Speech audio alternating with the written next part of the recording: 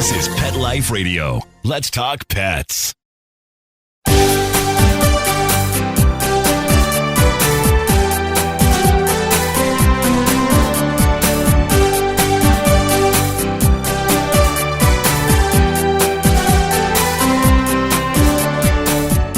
Hello and welcome to Working Like Dogs on Pet Life Radio.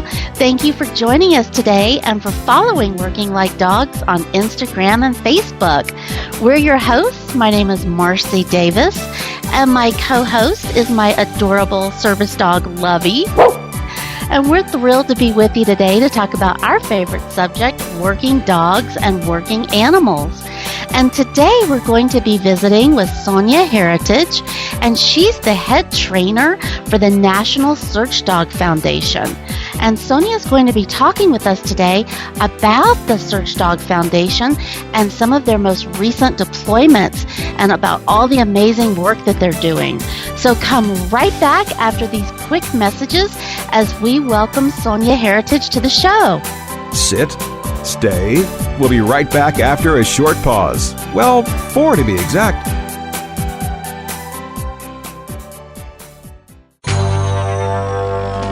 It's designerpetsweaters.com. Hand-knitted designer sweaters for your precious pup or cool cat. Beautiful couture patterns for your pets, including custom-knitted formal wear, casual wear, yachting, and even sports-themed. Many designer pet sweaters include feathered tammy hats, top hats, and a lot of sparkle.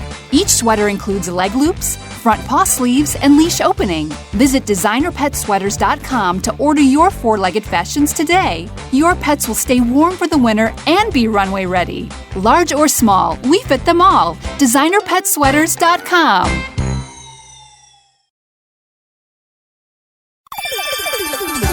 Let's talk pets on PetLifeRadio.com.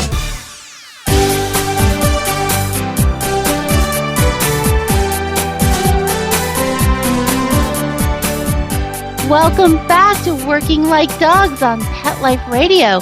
We're so excited to have Sonja Heritage with us today from the National Search Dog Foundation. Hello, Sonja, and welcome. Hi, Marcie. Hi, Lovey. Good to be here. Lovey's wagging her tail. Yeah, so we're so happy you could be with us. So yeah, Sonja, we just hear about all this amazing work that you guys are doing, and we were so excited that your founder, Wilma Melville, was on the show quite a few years ago, but we're so glad that you're back to talk with us about some of the most recent things that are happening with the National Search Dog Foundation. But first of all, just tell our listeners, what is your mission there, just so they can get an idea of what you guys do. Well, we're a nonprofit, and we rescue dogs from shelters. We find the dogs that have the desires and drives that we need, but we rescue dogs, and then we train them here, and then we pair them with first responders that are already attached to task forces across the country and follow their training until certification and beyond. So we stay pretty busy here, and we're the only entity out there that provides that after training all the way through. So our goal is to have train above and beyond certification and just be ready when the call comes. Wow. Well, when you say task forces, tell us more about that, Sonja. What are those? Who are those task forces? Well, there's 28 task forces, FEMA task forces across the country, and they're located, in key areas. Not every state has a FEMA task force, but what that is when they go out the door, they go out with about 80 people. So it's not just dogs. The dogs are a large part of the search component, but the FEMA teams have everything to find survivors that are buried in the rubble, in heavy debris, reinforced concrete buildings, and whatever else. And then the rescue squads, the tools and equipment to get those survivors out safely, and the knowledge to do that. So it takes a village. Yeah. And that they come, self-supportive. We live in tents, generally speaking, and they bring everything that you need to support those folks that are out there, and so that we don't impact the area that's already been impacted by disaster. Right. Oh, that's wonderful. Well, one of the things I love so many things about you guys, but one of the things I really love is that you use rescue dogs. So tell us more about that. How do you do that? How do you find the dogs? How do you train them? Tell us about that. Well, we have people all over the country that are recruiters for us that kind of keep an eye out. That's the challenge is, dogs, not all shelters keep dogs for a long time. And a lot of the dogs that most of the dogs that work for what we do, they don't have a great history on them. I mean, we're not looking for an aggressive dog, but the dogs that we look for because they're so pushy and so, boisterous, and if they see a toy, they're going for it, and nothing's going to get in their way, and they don't sit well, and so they're the dogs that run away, and the dogs that are always just getting into trouble, but have just an addiction to the toy. And it's not about just the toy, it's about the game, about that tug of war, that contest, and so we can take that dog that is so highly driven for that toy and say, all right, well, if you find this odor, you're going to get your toy. And we just build from there. So the first thing that we do is we screen the dog, and our screening involves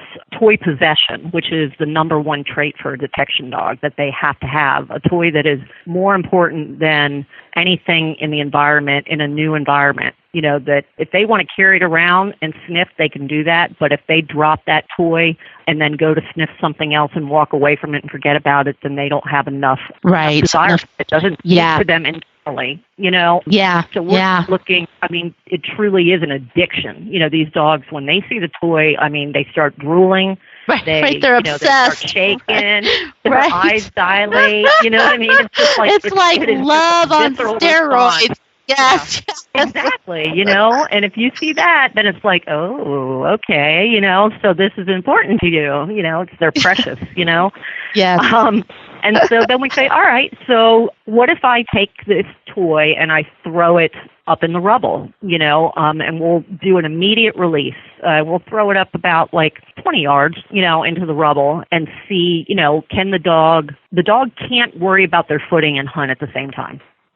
So do they look at those rocks and that debris like flat ground and don't care, or do they get shaky legged? Do they go low to the ground, or do they just go like, I need to get off of here? Mm-hmm. And if they don't care, then we put a 15-second delay and throw it further in the rubble.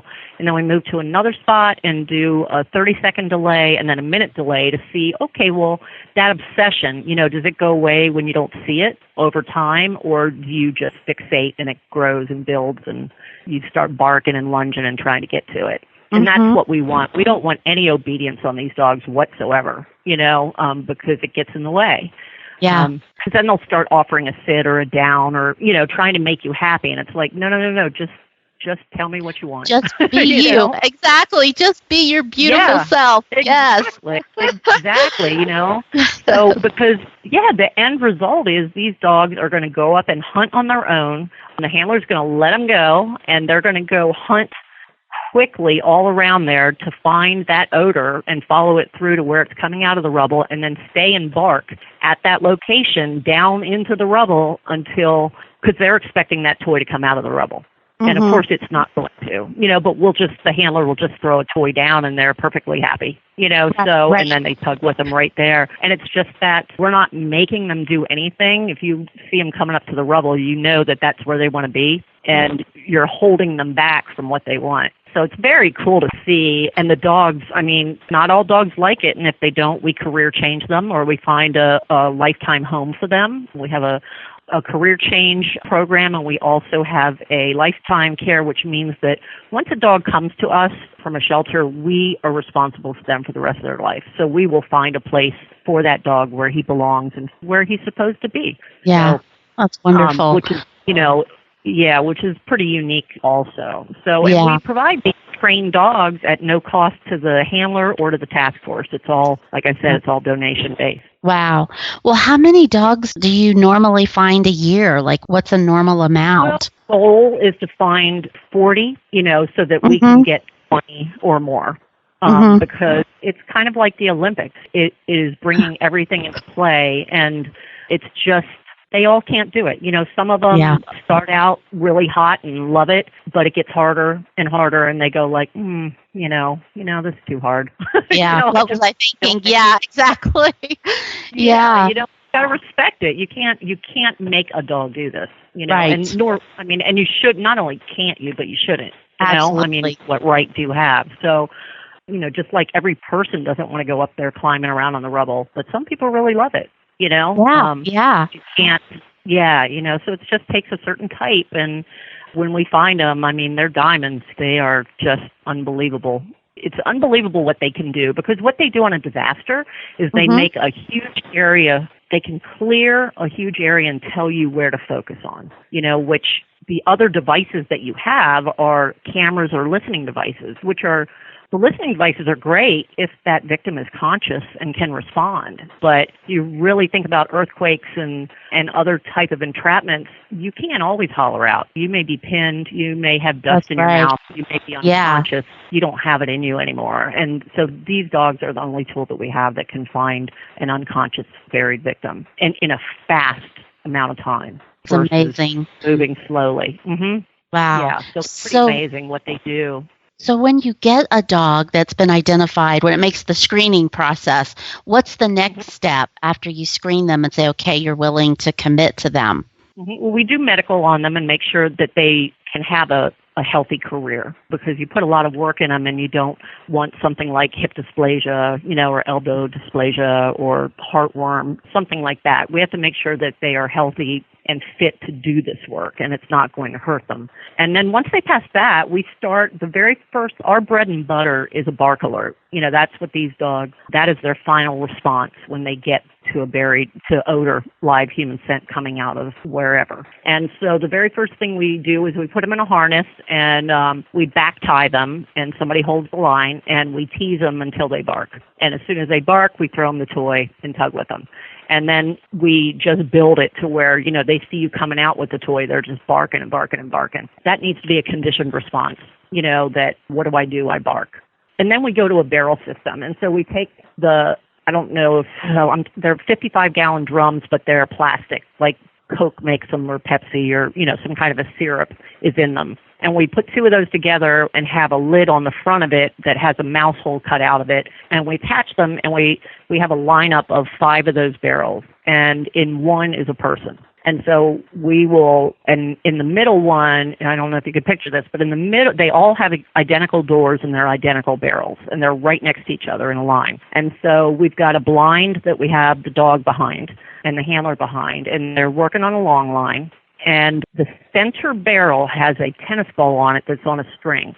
And somebody stands behind the barrel and pulls that tennis ball in as the dog's coming around the corner. So the dog goes into prey drive, chases that tennis ball into the hole that it goes into, and then they may bark at it, they may do whatever, but eventually they smell the person who's in the barrel right next door, and they stick their nose in, and they get their toy, and they get paid, and they get a good tug of war. And so we'll do that like 3 or 4 times and move the barrel to the other side of the ball and back and forth, so the dog starts learning to hunt for that odor. And then we're not asking them to bark at this point. We just want to say this odor pays every single time. When you find this and you get as close as you can get to it and put your nose in that mouse hole, you get your precious. You get what you want, And, yes.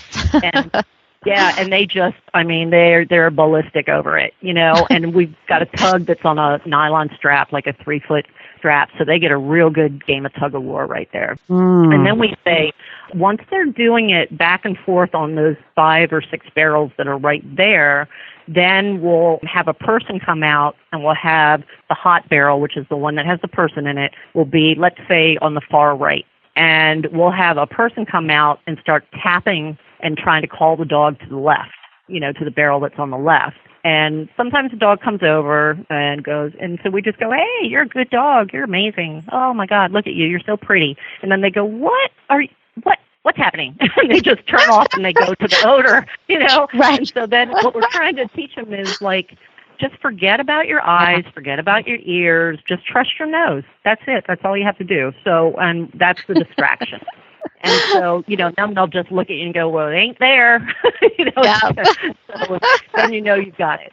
And then we'll go take the distractor away, and we'll send them again, and we'll just wait And this is not all in the same session, obviously, but this takes about 3 months, 2 months, something like that. Okay, that was my next question. Yeah, okay. Yeah, because it's a lot of steps. But then we'll just withhold reward until they get frustrated and they bark, and then we'll pay on the bark. And from then, it's the same thing, just being able to move that barrel anywhere in that lineup, and then adding the distractor, for the bark. And it's just a series of that type of a thing that just kind of keeps moving forward. Then we'll go to a barrel field where the barrels are all just kind of scattered all around, and that's the first time the dog works off lead. And once they're doing that, and we'll put toys in a barrel and food in another barrel, so we can take care of that right away. And then we go to the rubble, and we put barrels on the rubble. And then we transition from the barrels into concrete pipe. Then after that, it's like anything goes. Then we start teaching diffuse odor and how to, when it's coming from 100 places, which one do you pick? And it's the one that your nose took you to. That's the one. You don't have to tell me where it's coming out of everywhere, but you got us here. So it's a series of things, but it's incredible. I mean, you just let the dog's natural drives, they take them there. We just kind of channel it in the direction and keep it in the lane, but they do it all just instinctually, and it's just so amazing to watch.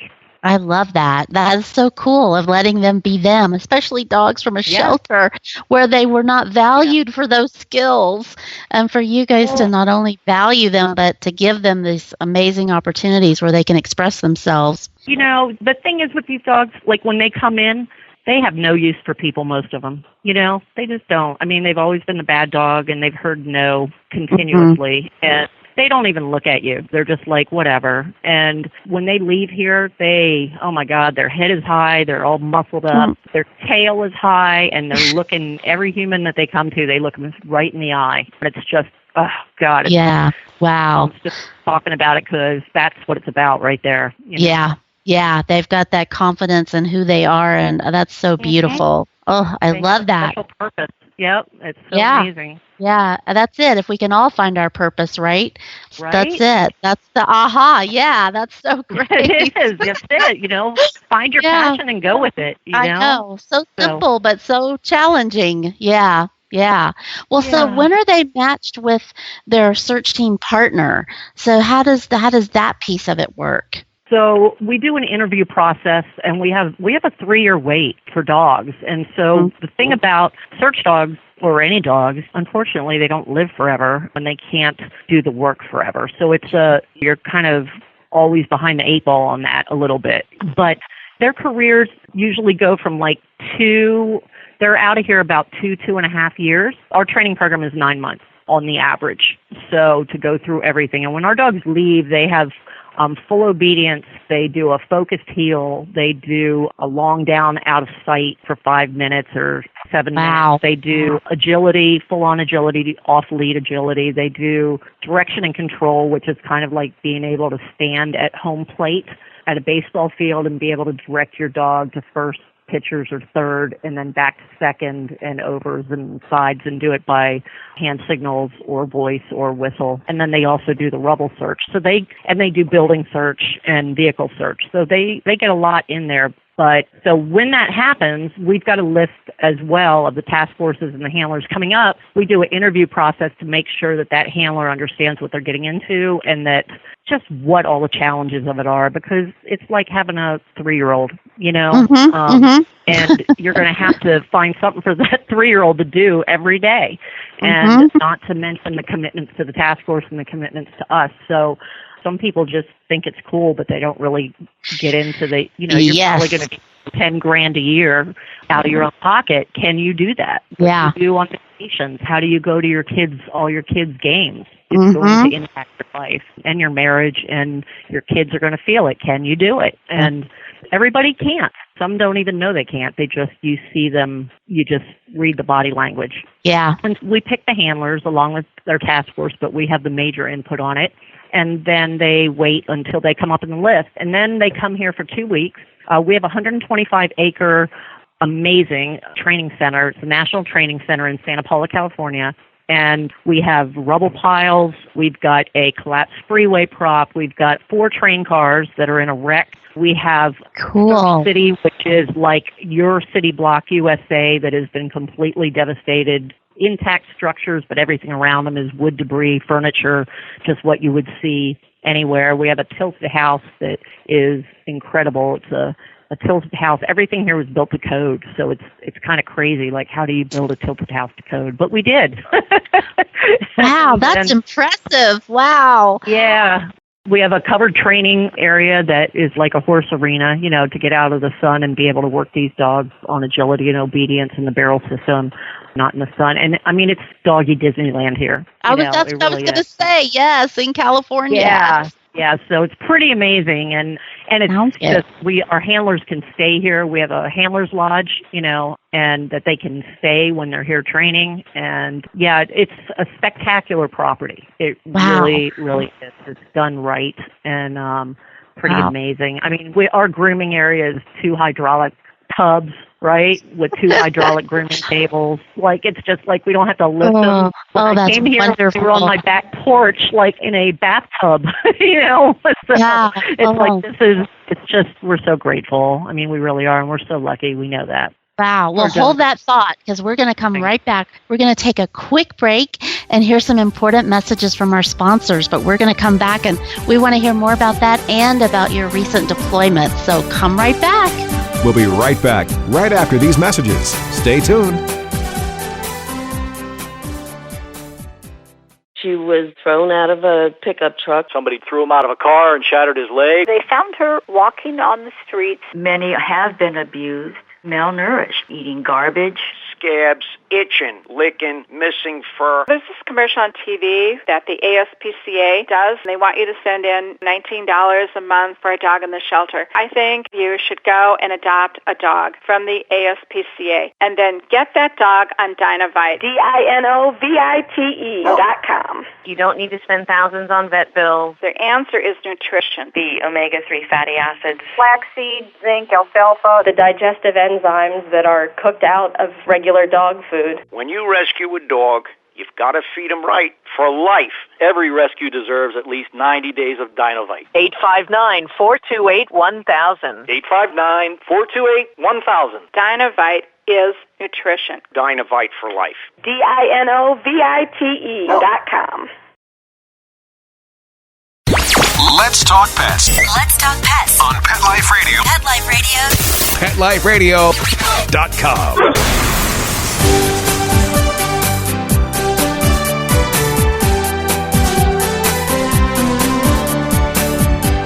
Welcome back to Working Like Dogs on Pet Life Radio, and we're visiting today with Sonja Heritage, and Sonja is from the National Search Dog Foundation. And boy, you were telling us all kinds of amazing things before the break, and we were talking about that incredible training facility that you guys have. I can't believe that you have all of those specifics for all kinds of different disasters. How did you get the funding to do that, to build that house? We are just very blessed to have donors all across the country, actually all around the world, that believe in our mission statement. And we're very proud to say that we do this all without government support. So they're behind it as well. We don't do it by ourselves, that's for sure. And they just bought into Wilma's amazing. Wilma, that's wonderful. Our founder is amazing. Yeah, you've met with her, and yes, she just same drive as the dogs we look for. And it's, she started out like just doing watermelon stands, and here we are. That we've got people that do this professionally that are out there working for us. So it's great. Well, tell us about some of your recent deployments. How do you guys get calls when there is a disaster? Tell us about that, Sonja. Walk us through that process. Okay, so we don't deploy dogs from Search Dog Foundation. What we do, because our dogs are assigned to handlers that are already on a task force, then the task force gets deployed, and our dogs go with them. So, so that all comes down. There's a whole system in place as far as if something happens in Santa Paula, which is where we are here, then they would pull from the closest task forces that are available but not impacted. And if it's something huge like 9/11, then they'll still pull the 3 closest, but then they'll start going on to a national rotation where the the next 3, one will be from the West Coast, one from Central, and one from the East Coast. And they'll just keep going down that matrix. And that matrix changes every month with where those task forces are in the matrix. So do the dogs... system. yeah, it sounds like it. And so when you placed dogs, do they, so are they responsible for responding to so many disasters in their area, or what's that commitment?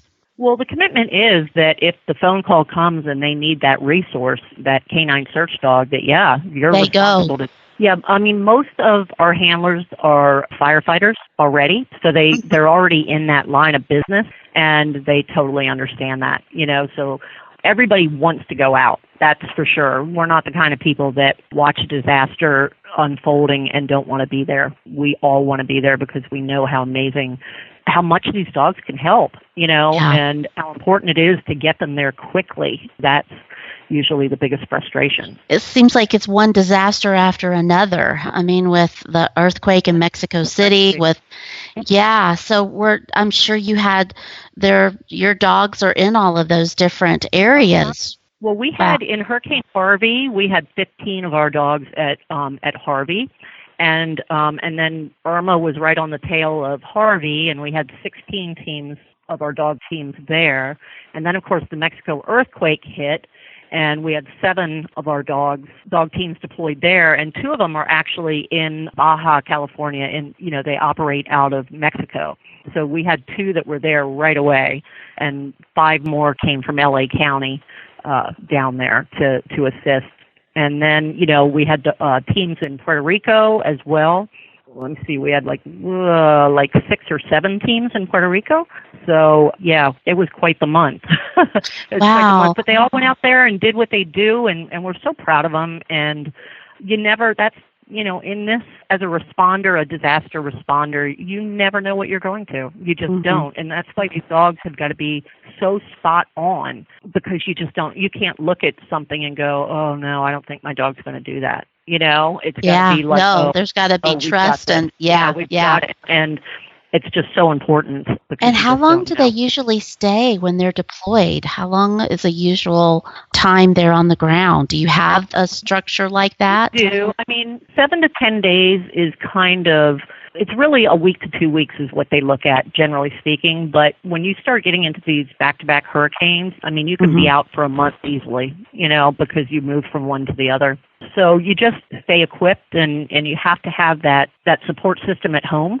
So things carry on, and everybody understands, your employer, your spouse, your kids, they all understand that if that call comes, you've got to go no matter what's happening. Yeah, well, I really appreciate you saying that, and about how you have to have that support, because otherwise it can get really stressful really quickly at home, and you can't have that to do that job. Yeah. You just can't, And do you guys do any kind of debriefing or any kind of follow-up with your teams when they get back from these disaster areas? Absolutely. I mean, I've been a handler for 20 years, and I've been all over the world on deployments, disasters. But the biggest, and that's how we built this place, is on the things that I've seen and the things that other handlers have seen and had issues with, trouble with, or you've seen other teams have trouble with it. So you can do it here, and if you're going to fail, you fail here. And then you learn what to do, and that way it's not going to happen out in the field. And so when they came back from Mexico, as well as coming back from the hurricanes, but from Mexico, one of the things that was very challenging for them there was a spiral staircase that they had to get down from the 4th floor. We'll go up and then come down, but it was a super narrow one. And one of the dogs bailed off of it and jumped into a window. And and he's fine, he was pretty smart, actually, because then they went down the interior stairs. But, really. But, but that's the kind of thing that you bring back. So, now we're looking for 3 different sizes of spiral staircases so that we can start with a large one that's wide and taper them down. And that makes perfect sense. That's how we do it. Yeah, to enhance their abilities. Yeah, that's great. Absolutely, but we debrief everyone and try to grasp those nuggets before they go away. Yeah. Well, and what about the dog's health when they're out on these deployments? Do they have any requirements of getting checkups or doing any kind of monitoring? They do. Or just regular maintenance? They do it daily. The medics that are on, and the doctors, because these task forces go with 2 doctors, and then just numerous amounts of medical personnel that are paramedics. So the handlers have to have everybody on the task force gets a daily medical check, and the dogs go through the same thing. So some of the things that we've had to do is, if it's really super hot and dry, is do subcutaneous fluids before they go out, just kind of pre-hydrate them. We'll also do kind of a flavored mix that we'll put into water so they drink more when they're out working. You know, you may get some abrasions or some. Biggest thing is really where you start your dog, because they start out so fast that you have to make sure that they've got something safe underneath of them, because if you start on broken glass or a bunch of wire or whatever, then that's when they're not thinking. They're just like, gotta go. You know, once they get away from you, they tend to pace themselves out and pay attention. But we do so much agility training that teaches them where their back feet are, independent foot awareness. So that if they step down on something and there's a nail, they can shift their body weight and keep on going without getting punctured or things like that. But I've probably been on over 20 major deployments, and you may get a cut here or a cut there, but we get them too. The dogs of course, they don't even pay attention. So, but we take care of it right away. Yeah, I was wondering about that. The biggest thing is making sure they eat and stay hydrated, and that you do a decon every night and get all the stuff off of them. And how long how long do they work and then before they get a break when they're actually on site? You know, these dogs, they search so quickly that you're part of a moving machine. So if it's something like Mexico had 40 buildings down. So you would work one area, and then I don't know that this happened in Mexico, but this would be the system, that the dogs would work one area, and then they'd put tech search in there after that, which is the cameras and the listening devices. Then a rescue squad would come in. You would move to another area, and they'd bring in another set of dogs. It's just a big rotating clock that you keep moving around. So they get the rest in the cars or whatever, however you're moving, because these dogs learn just like the people do, to catch your sleep when you can. But they don't work like, they're not out there working like, I've done 48 hours, but my dog had downtime, to sleep when we weren't up and working. So they may be away from they call it base of operations, the BOO, for days, but it doesn't mean that they're working nonstop throughout that. Because here's the thing, it's just like anything else. It's like a camera or a listening device. If the batteries are dead, you're not doing anything. You can walk around with it, but it's not doing anything. So it's the same with the dogs. If they need a break, just because they're up there running around doesn't mean that they're hunting. Yeah, well, that's what I wondered about. How long was that? Yeah, that they could be in that hunt. Yeah, and it just so depends. It depends on the weather. It just depends. But, they can do an hour search. You're just going to have to give them some breaks. Yeah. A break can be 10 minutes. Yeah. It can be 5 minutes. And then just ramp them back up again and go. It just really depends on the dog, how fit they are going in there, because they need to stay fit all the time. And let's say, is the dog from upstate New York, where it's cool out, and you're bringing them to Arizona or California where it's hot and dry? Yeah. There's that acclimation. Or you're going from California where it's hot and dry to Louisiana where it's thick and the humidity's off the charts and it's hot. You just have to, just like the people, you got to just look and do that acclimation and just be really aware. Yeah. That's so cool. It's amazing the work that you do, and we're so thrilled that you're doing it and that you're being so successful and that you have the support. That's wonderful. Well, so tell us, I know our time is coming to an end, but I do want to ask you, how can our listeners get information about you guys, Sonja, if they're interested in volunteering or contributing, or how's a good way to connect with you guys? If you just go to searchdogfoundation.org or just put Search Dog Foundation in your browser, you'll pull up our website, and it's, everything you need is right there, and all about us, about the dogs that we have, and about our program, how it works.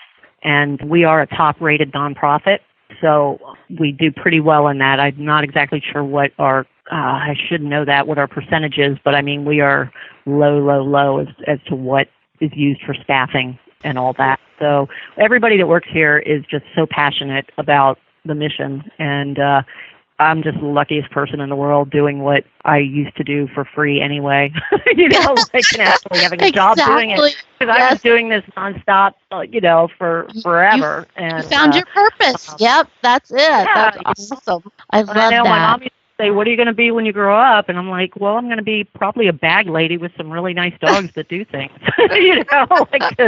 And here I am. So, here you are. If you follow your passion and you're all in, then good things will come from it. Yep, I'm a That's strong believer in that. Well, is there anything else you want to share with our listeners before we have to go today? No, just, I don't know. I mean, just be kind to dogs, but I don't think I have to say that to your listeners. So, dogs are fantastic, and it's incredible. And we also have our screening process online. So if there's folks listening that are in shelters or they're trainers and they have a dog that comes through with a client that they go like, oh, this dog just doesn't suit you. We do have that screening process on our website, and maybe it's just a dog that needs to be a disaster dog, Excellent. Oh, I'm glad that you mentioned that. That's great. And we will have your website address and that information up on our site as well so that our listeners can access and find you guys, because it's just so exciting what you're doing. It's contagious to hear your excitement. It is. It's just, oh my God, there's just so many amazing things about it, that it's a great thing to get up and do every day. That's for sure. Well, thank you so much for the work that you're doing, Sonja, and we hope you'll come back and visit with us again and keep us posted. And boy, Lovey and I would love to see your training facility. That would be an amazing. There you go. Well, if you're ever out this way, absolutely. Yeah. Okay. Well, thank you so much. Yeah, we will. And thank you, our listeners, for being with us today. We love to hear from you. So please keep those emails coming. And you can email us at Marcie, MARCIE, at PetLifeRadio.com. And we love staying connected with you at Working Like Dogs on Instagram and Facebook. So please stay in touch and take good care. Let's Talk Pets, every week on demand, only on PetLifeRadio.com.